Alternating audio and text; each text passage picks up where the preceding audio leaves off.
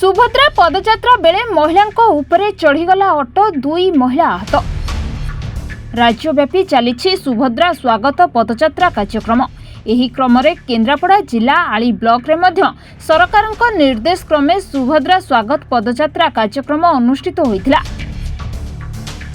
एही समय रे कार्यक्रम रे शामिल होइथिबा स्वयं सहायक गोष्ठी सदस्यक उपरे एक ऑटो चढ़ी जाइछि। फलरे आईसीडीएस विभाग जड़े सुपरभाइजर गोड़ भांगी जना पड़ी। तेबे उभय को आली गोष्ठी स्वास्थ्य केन्द्र रे चिकित्सा करा जाउथिबा सूचना रही। मिशन शक्ति सुभद्रा योजना मीटिंग आसली ऑटो चढ़ीगला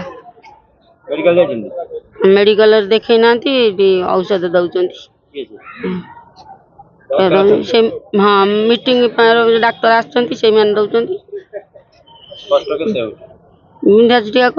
एसएच ग्रुप माने आसीथिले सेठिकार माने भीड़ थिला तो तेणु स्टाफ जाइथिले सीडीपी मैडम भी जाइथिले और से भीड़ भितर मते ठेला पिलारे मु पड़ी गली। गोड़ फ्रैक्चर हो जाइछि फ्रैक्चर है माने मोड़ी है कि फ्रैक्चर हो जाइछि माने परीक्षा कराला सेठू किसी रिपोर्ट आसी नहीं गोड़ फुलिकी माने चाली होउनी। आलीरू अश्विनी कुमार सांग रिपोर्ट रिपोर्टर्स टुडे।